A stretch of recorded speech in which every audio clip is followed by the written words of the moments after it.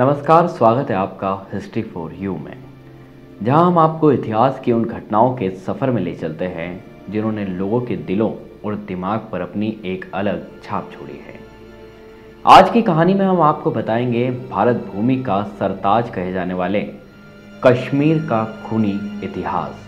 सैकड़ों किलोमीटर के दायरे में फैले फूलों के बाग, लाल सेब, अंगूरों से लदे बगीचे, हरियाली से पसरे खेत और बर्फ की चादर से ढकी वादियां।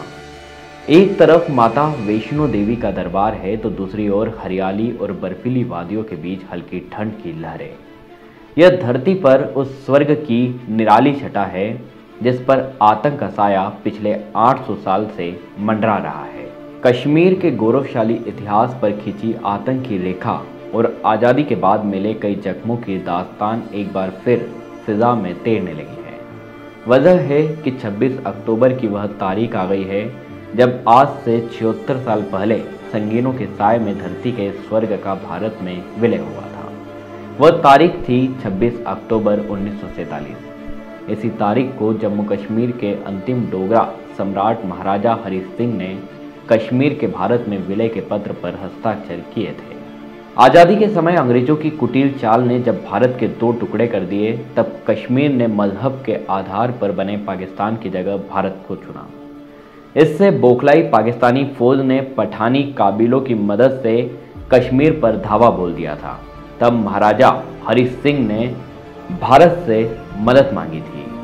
तत्कालीन गृह मंत्री और भारत के लौह पुरुष कहे जाने वाले सरदार वल्लभ भाई पटेल की रणनीति काम आई और कश्मीर के भारत में विलय के लिए हरि सिंह के हस्ताक्षर के बाद भारतीय सैनिक पाकिस्तानी हमलावरों पर टूट पड़े। चंद दिनों पहले ही आज़ाद हुए मुल्क के जाबाजों ने ऐसी वीरता दिखाई कि पाकिस्तानी उल्टे पांव भागने को मजबूर हो गए और उसके बाद से आज तक कश्मीर हमारा अटूट हिस्सा है। हालांकि इसके गौरवशाली इतिहास पर आज़ादी के तुरंत बाद से खींच दी गई आतंक की लकीर ने पिछले 76 सालों से कश्मीर की खूबसूरत वादियों को जंग का मैदान बना रखा है। साल 1947 में जिस विलय संधि के आधार पर जम्मू कश्मीर की रियासत भारत का हिस्सा बनी, उसमें महज 2 पेज थे और इसे खास तौर पर तैयार भी नहीं किया गया था। बीबीसी की रिपोर्ट्स के मुताबिक भारत की आज़ादी के बाद 500 से ज़्यादा रियासतें थीं। भारतीय स्वतंत्रता अधिनियम के मुताबिक रियासतों के शासकों पर निर्भर था कि वे भारत या पाकिस्तान किसमें अपने राज्य का विलय करते हैं। दिल्ली के गृह मंत्रालय ने एक फॉर्म तैयार किया था। इसमें खाली जगह छोड़ी गई थी जिनमें रियासतों के नाम, उनके शासकों के नाम और तारीख भरे जाने थे।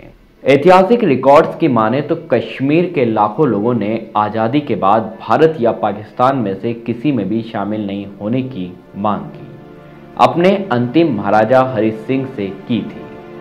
वह भी इसी के पक्ष में थे, लेकिन ब्रिटिश इंडिया के अंतिम वायसराय लॉर्ड माउंटबेटन ने सभी रजवाड़ों को यह साफ कह दिया था कि स्वतंत्र होने का विकल्प उनके पास नहीं था। वे भौगोलिक सच्चाई की अनदेखी भी नहीं कर सकते थे। वे भारत या पाकिस्तान चारों ओर से जिससे घिरे थे उसमें ही शामिल हो सकते थे। इस बीच पाकिस्तान की ओर से जब हमला हो गया तो उस समय की प्रमुख राजनीति हस्ती शेख अब्दुल्ला ने भी भारत में विलय का समर्थन किया। 24 अक्टूबर 1947 को पाकिस्तान के कबायली लड़ाकों ने पाकिस्तान सेना की मदद से कश्मीर पर हमला कर दिया था। हालात बिगड़ता देख हरि सिंह ने भारत के पहले प्रधानमंत्री जवाहरलाल नेहरू से मदद मांगी, जिसके बाद नेहरू ने सरदार वल्लभ भाई पटेल को कश्मीर के विलय की जिम्मेदारी सौंपी थी। 26 अक्टूबर को जम्मू में हरि सिंह के विलय पत्र पर हस्ताक्षर करने के बाद 27 अक्टूबर 1947 से जम्मू कश्मीर भारत का अभिन्न अंग बन गया। इसके बाद भारतीय सैनिक पाकिस्तानी हमलावरों पर टूट पड़े और उन्हें खदेड़ दिया। भारत की आज़ादी के बाद ही वर्ष 1949 के जुलाई में कश्मीर में अधिक मुस्लिम जनसंख्या को आधार बनाकर विशेष अधिकार की मांग शुरू हो गई थी। जवाहरलाल नेहरू की हरी झंडी के बाद 1952 में इसे मृत रूप दे दिया गया और दिल्ली एग्रीमेंट के तहत अनुच्छेद 370 के तहत जम्मू कश्मीर को विशेष दर्जा मिला। उसके बाद कश्मीर में कई दौर तक आतंकवाद और टकराव चलता रहा। भारत में भी सरकारें बदली और वर्तमान प्रधानमंत्री नरेंद्र मोदी के नेतृत्व वाली सरकार ने दूसरे टर्म में 5 अगस्त 2019 को जम्मू कश्मीर से अनुच्छेद 370 हटाकर जम्मू कश्मीर और लद्दाख को 3 केंद्र शासित प्रदेशों में बांट दिया है। तो ये थी कहानी कश्मीर के खूनी इतिहास की। अगर आपको यह वीडियो पसंद आया हो तो वीडियो को लाइक, शेयर और चैनल को सब्सक्राइब करें और साथ ही बेल आइकन दबाना ना भूलें। धन्यवाद।